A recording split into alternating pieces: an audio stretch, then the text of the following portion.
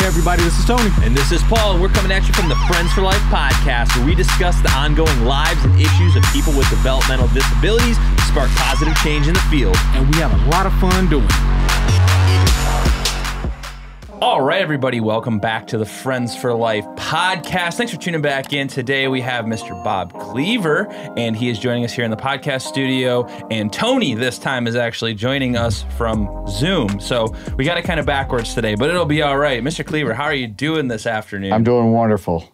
Good to hear. And, Tony has been working with your daughter for a while now, and, we just want to get some insights of, what it's like to have a parent with a child with a disability, because, a lot of people don't think about that. A lot of people that don't have a child with a disability it's not in their even world. You know what I'm saying? This is true. Yes. Yeah. So, what's it been like for you? I mean, Laura's a little older. She's not a child anymore. But no, she still has the mentality of a child. Mm-hmm. She got excited when we went to Greenfield Village and Santa announced her name. And she says, "Oh, I forgot my list to give to Santa." So she still has that mentality. So she's very good with that. But she knows what's going on. Her range goes, I've been told she's at about a 14-year-old mentality. Mm-hmm. But it's been a challenge. Yeah. Until you've been in somebody's shoes and understand what it's like, it's kind of tough to deal with. We've had to. Out of all how many kids do you have altogether, Mr. Klever? Have 4, and Laura's the baby. So the youngest. I've seen plenty of times. Yeah. She's the baby, so... after Laura's accident, the other 3 had to grow up very, very quickly. We were kind of thrust into bringing Laura home, and they had to realize that not only was their baby sister different now, that they had to learn to help care for her. So, yeah, and that's something I don't think a lot of people really think about when you talk about disabilities or anything like that. Is like, you're caring for someone. It's not just like when you have a kid and then eventually they get older and you're just like, all right, see you later, get out of my house. Like, you can't just do that to someone when they're disabled. So, what are some of the challenges that you're facing? And because it's not something that's easy all the time. I mean, there's a lot of challenges.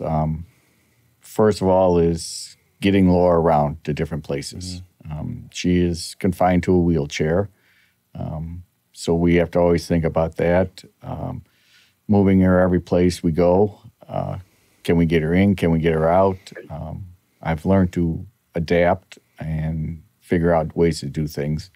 When we got the new home, Tony got a tour of the new home. Laura was very thrilled to give Tony the tour of the house. We had to find a home that would accommodate her for the most part. Mm-hmm. So that was one of the things. Then we also have to look at the different services and where we could have moved to and what would have been given to us or provided to us and what would have been taken away because we changed either counties and or the state. So, everything's a different challenge. When we go to places, you have to think about, okay, she's incontinent, so, how are we going to change her diaper? Who's going to change it? Stuff like that we have to deal with on a daily, regular basis. So, those are the things that most people don't think about.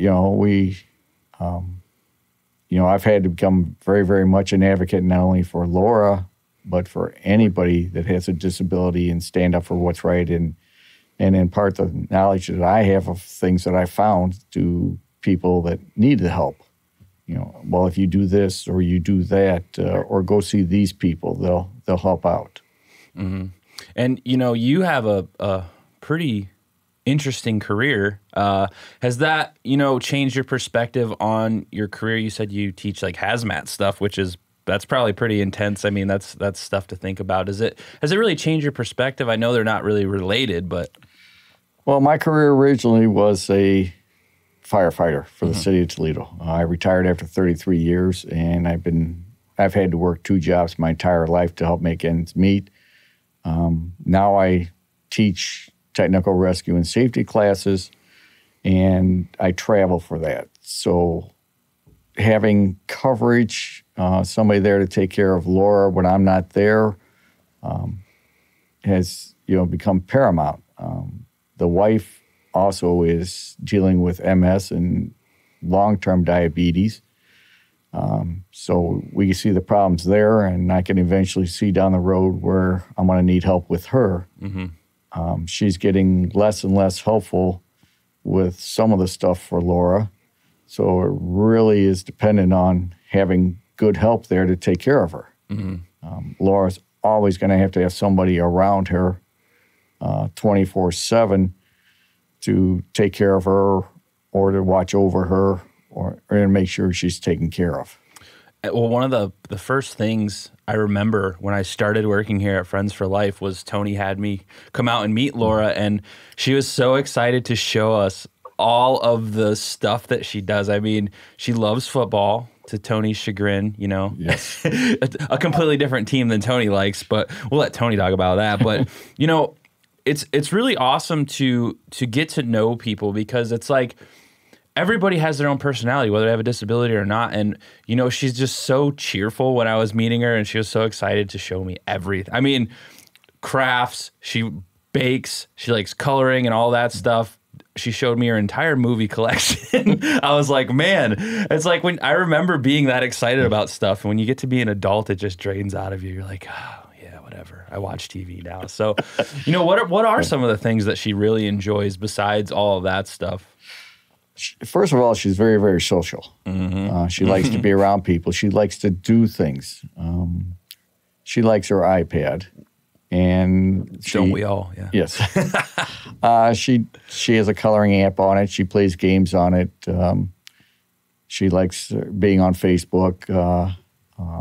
She definitely likes sharing pictures and taking pictures of things. And but she definitely into her movies. She definitely likes doing her crafts.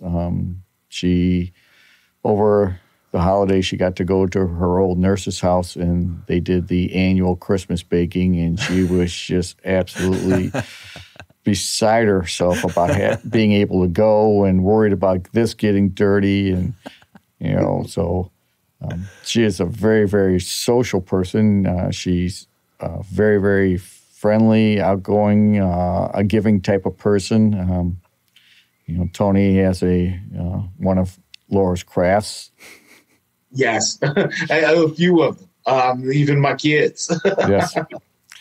So, she's that kind of person. And I've treated her as if she doesn't have a disability. It's one of those things, actually we are more disabled than people with disabilities or people with special needs. We put our own shackles on ourselves. She doesn't. She just likes to do things. She wants to do things. She likes to go places. She likes to visit. She's like any other female. She likes to spend money. It's like, okay, put together your little shopping list, and I'll give you, I'm just not going to give you money, because if I give you $40, you'll spend all of it no matter what it is. Tony and I... The first bracelet I bought for her, I think she hiked the price pretty high. She was selling them for something, but mine was special, so I had to pay more. As she should. Yes. The stress of having to work with those colors. Right. And what it's so funny because there's this natural rivalry with O State, Michigan, and she brings it out of you. Even if you don't want to choose a team or want to be a part of it, she just brings it out of you. It's such a fun thing. Yes, but I wanted to ask, you had talked a little earlier and said how, she had an accident, and that's what I guess manifested her developmental difference. Because that's one of the terms we're trying, I think, for 2022, we're going to try to put in place to get some people to use, because we understand differences, I think, as being something that we can cope with. When you think of disability, it's always in the back of your mind that no one could ever cope or grow from it. So we're going to try to change that lingo. But, what was the accident, and how exactly did did certain things manifest that you knew your life has changed like 100% now? She was a near drowning back when she was about 18 months old. She spent 6 months in a coma. The day she went in, the doctors said, you might as well get a priest to come in here and give her last rites. We don't expect her to live through the night. So like I said, she was in a coma for 6 months. She came out of it. We never knew if she was or not. And as much as I jokingly say to her, she's a pain in my butt, I'm allowed to say that on radio, right? Yeah. We've said much worse. But as much as I tell her that, every day with her is a blessing. So, she, like I says, learn to adjust, adapt, and do the best we can.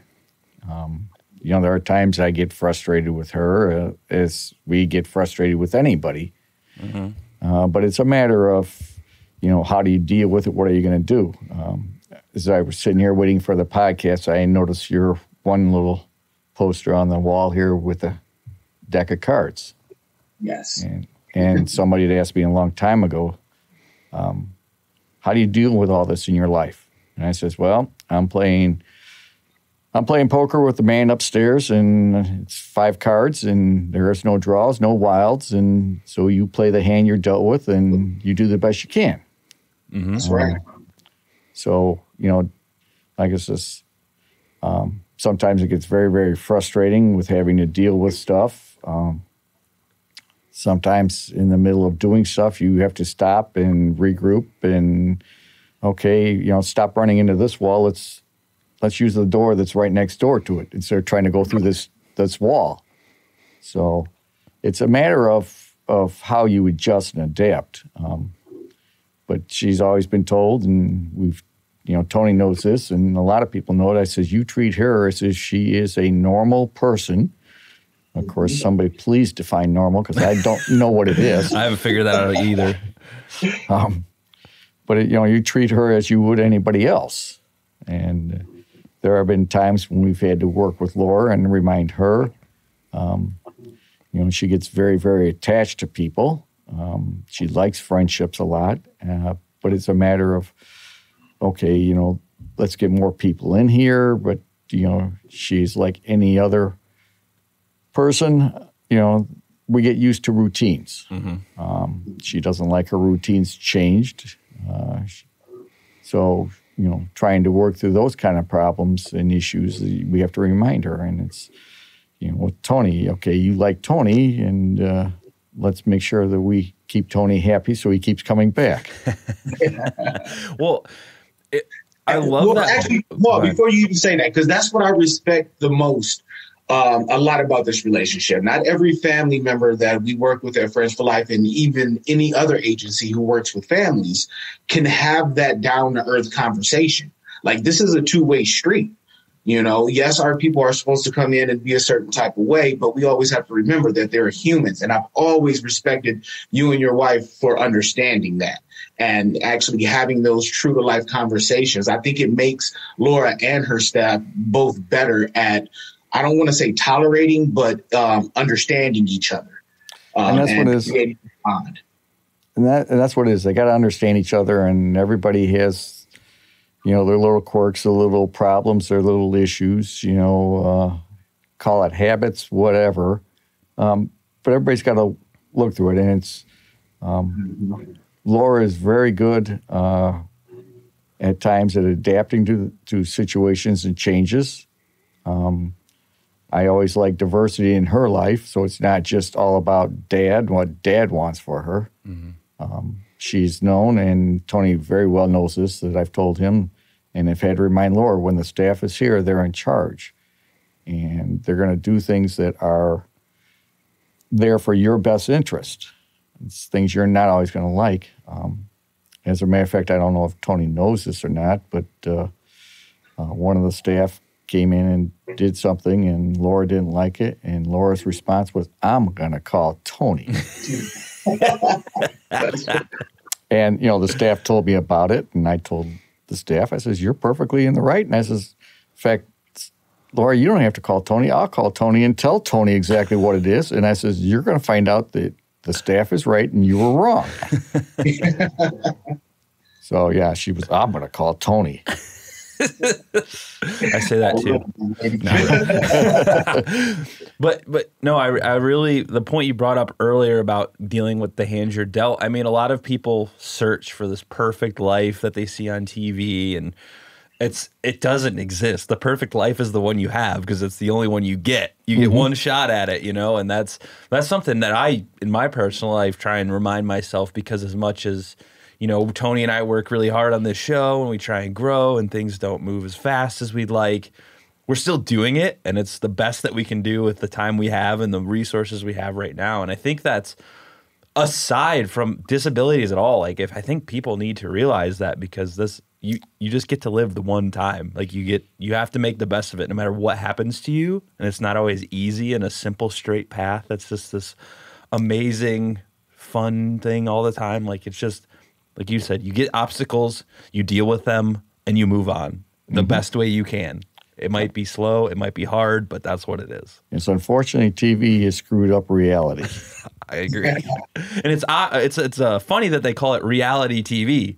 It was the exact opposite of reality. Exactly. It's all staged and well taken care of, So. Yeah, and I think that, that's why we try and keep this podcast real. I mean, stuff's not always easy. That's what it is. Life is hard. Deal with it. And that's a great lesson to teach. So has Laura been, doing anything through the holidays maybe that she really enjoys? Because the holidays can be either really fun or really tough for a lot of people. So anything specific you guys did? I know we're coming into the new year, and we got a lot of things to look forward to. And she did shopping for her nieces and nephews and brothers and sisters, and reminding her about those things. And okay, well, what do you want to get for them? I don't know. Well, let's find out what you want to get. So, but like I said, she definitely enjoys her shopping. She's made a few handmade Christmas cards that she passes out. She likes, but I mean, those are things, and this is where staff, not only at her day but also the staff that come in, have helped and played with her and helped her do those things.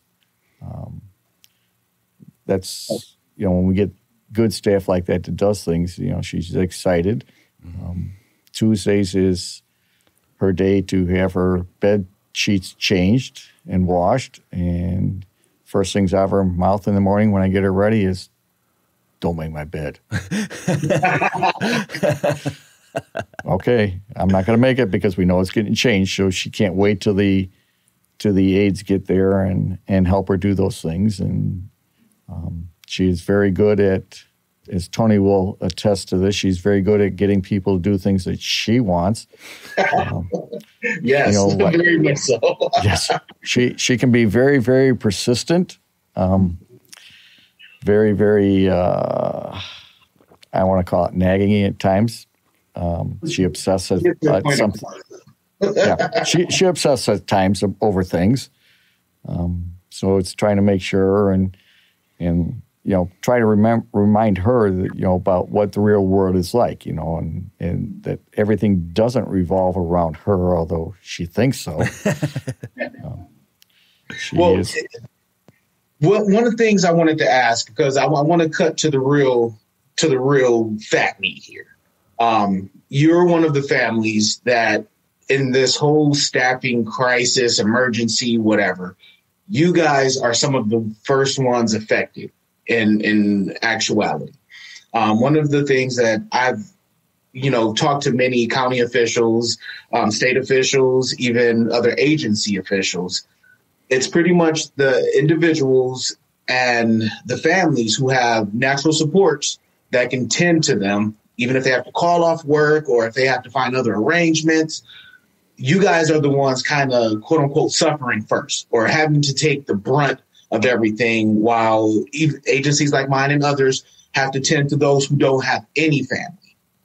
Now, on a scale of 1 to 10, how scared does it set any fear in your heart of the future and what we're heading to? Because like the numbers now, it's almost like one per every four. There's one staff per every 4 individuals that need serving.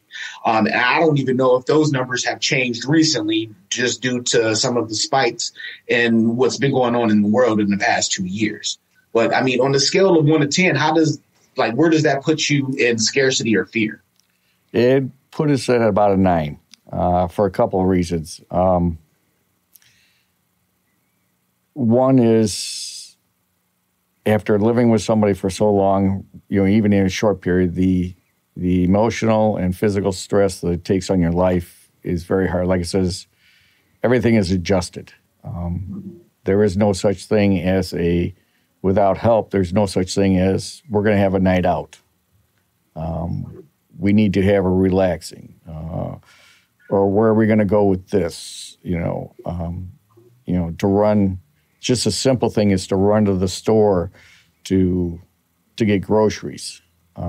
Okay, now you got to stop. You got to load Laura into the car and load her out of the car, take her into the store. I mean, I could run into the store for nothing more than a pint of ice cream.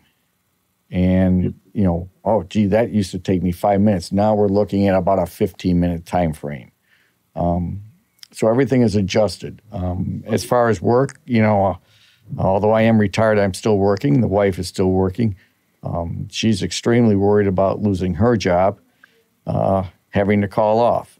She doesn't deal with the stress as easy as I do because I've lived in a crisis management, the entire life, being on the job. Mm-hmm. So I've learned to adjust, adapt, and overcome quickly. But it is a big problem for us. She's worried about losing her job. I've had to cut back on the number of days I can make myself available or work, and then it's always a crapshoot as to, well, what if an aide calls off, or with the pandemic, what happens if as in your case, Tony, you're up at the lake isolated now. What happens? How does that affect us? Today was a perfect example. Her day hab was closed. We got a notice at 7:30 this morning that they were going to be closed because somebody tested positive for COVID. So now they have to quarantine and they're going to close the facility and they're going to sanitize. Okay, so now the plans that I would have had for the day is suddenly, okay, erase all of that, or we have to adjust and make things. So it is, people don't realize the importance of having aides there or somebody to help out. Like I said, go outside and mow the lawn. Something as simple as that. Okay, I can do a little bit for a bit, then I have to run inside and check on Laura and make sure she's fine, nothing's wrong with her, go back outside, work for a little bit. It extends your time frames of what you're planning on doing. So, like I says, the lack of, and I understand the family support is great, and it helps out. And Laura's definitely not ready to not see me every day. Although you ask her at times that she doesn't want me around, she'll just go, yeah, go. But she knows I'm there. She's not, and I know that staffing would be a lot easier if she was in a group home because, there's other people there, but she's not ready to be in a group home. She doesn't want to be in a group home. Mm-hmm. And when you put them in a group home, then there is limited things that can be done. Client A needs a lot of help, and client B is okay. Well, guess who's going to get ignored? Client B. Yeah. It's definitely something that is, I think a lot of people never thought would be a reality. is slowly hitting. But, you know, as a person of yourself, we try to come up with solutions, and that's why we're doing the things that we're doing. We're talking in schools. We're, you know, trying to think outside of the box. We're bringing newer, younger, fresher blood, showing them the benefits of what this field can bring. And having parents like you that not only co-sign for the kind of stuff that we do, but have a realistic expectation and a realistic view, it's a godsend. So thank you again, Bob, for always being a fighting supporter with us. I'm trying. You know, it's not easy. And, you know, as you and I have had numerous conversations before, you know, when there was a problem, I don't beat around the bush. I go straight to the horse's mouth, and we're going to have a conversation, and we're going to work something out here. You know, I may not always like the answers that you give me, but we, you know, and I says, I know you. We've been together for a long time, and Laura really enjoys it. Matter of fact, she has her own collection of Friends for Life shirts. Shout out. Yes. So, you know, but I says, you know, I don't always like the answers I get. Yeah, but I understand we are not, you know, number one. You know, we'd like to think we're number one. And you guys do a great job of trying to take care of us. But we understand the problems. And it's not just Friends for Life. It is across the entire board.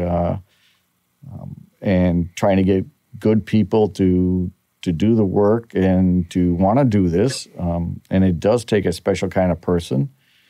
You know, I've seen numerous people that have had help that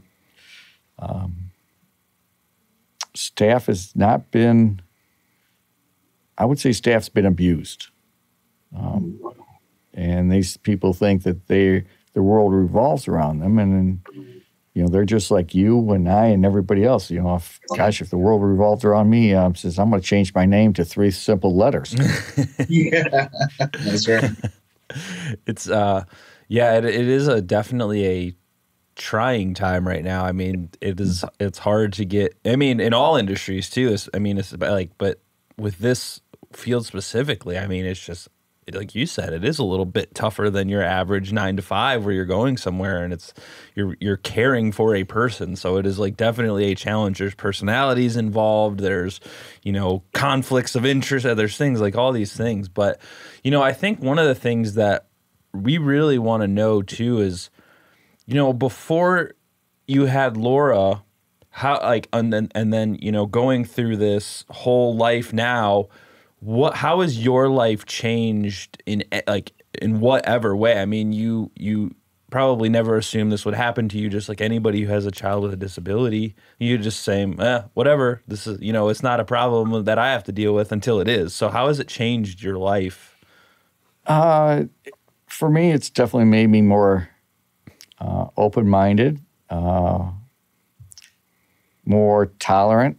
It definitely opened my eyes. I says, I know when we had Laura definitely likes roller coasters, and she's a coaster addict.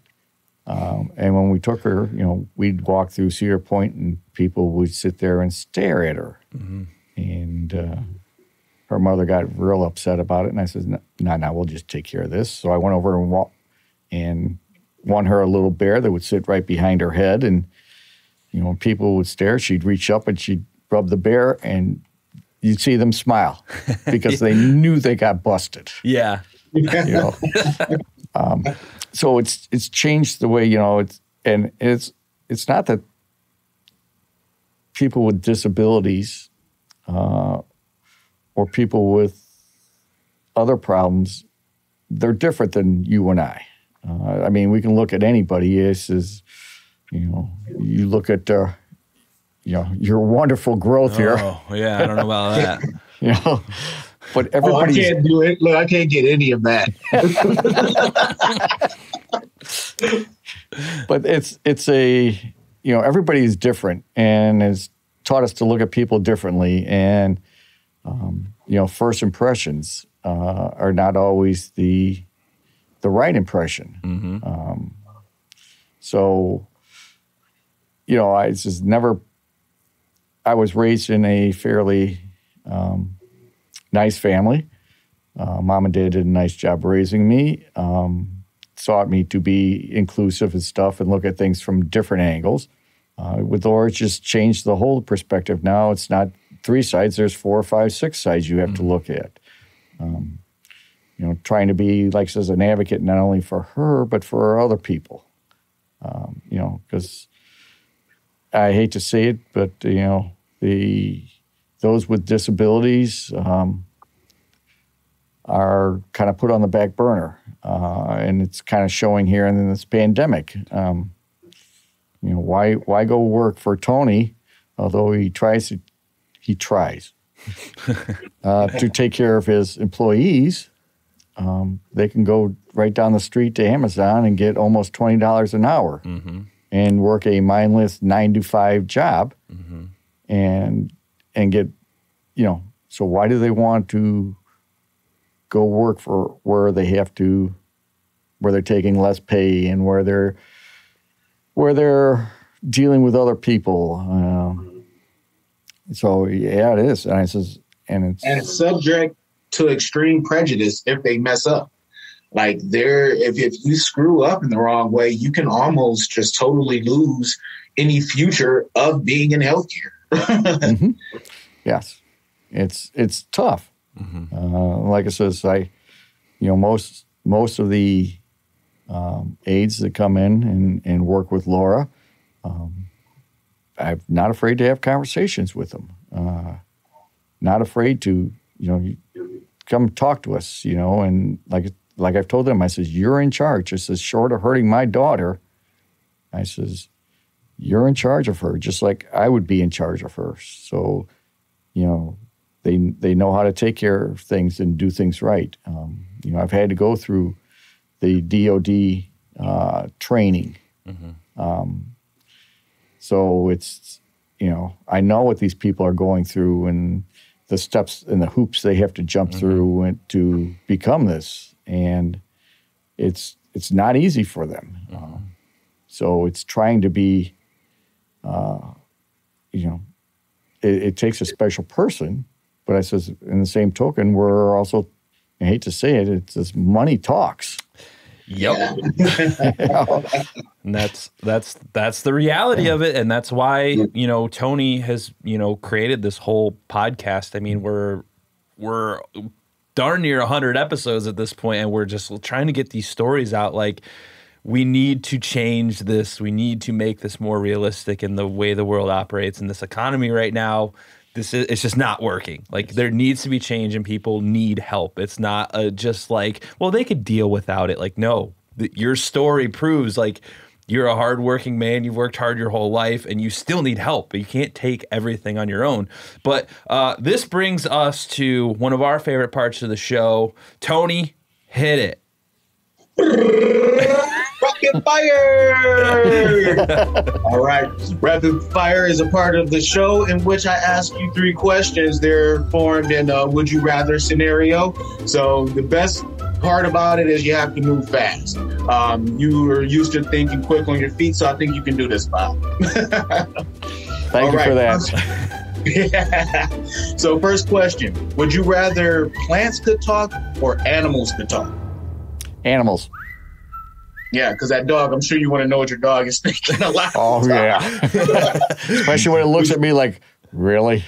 More food, please. Would you rather bungee jump holding a porcupine or skydive holding a skunk? Ooh. Because I've done both of those, but not with the animals. So now you're... I think I'm going to go with the porcupine. Even if you let it go, it's going to be stuck to you. Only because if you've seen the video they have where a skunk sprays somebody, the distance it can do, I don't want that. Yeah. Nasty. All right. Lastly, would you rather begin every sentence with "according to my knowledge" or end every sentence with "just kidding"? Those are tough. Yeah. That's a tough one. Well, they say knowledge is power. So I think I'm going to go with according to my knowledge. Just kidding. I wouldn't be taken seriously for anything I say. So I'm going to go according to my knowledge. Make sure when you are cleaning up this hazmat situation, you're very careful. Yeah. Just kidding. Yeah, just kidding. Oops. Yeah, I don't think that would work too well. Yeah, you say oops on an emergency scene. Everybody's looking like, okay, what went wrong?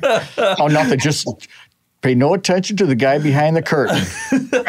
Well, that was a pretty good one. I'm always get a little worried when Tony asks his rapid fire questions because I never know. Sometimes they're real weird, and I'm like, oh god, here we go. There's been a lot of them about flagellants and bowel movements. Yeah, we're all guys here. There's nothing we know about farts, so it's no big deal. But Bob, I want to thank you for coming on and kind of opening up and telling your story to people like that watch our show, because we think it's really important to hear from not only people working in the field, but people who live this day to day with children or family members. It's really important to get your stories out there, because like Tony and I deal with this for a limited amount of time every day.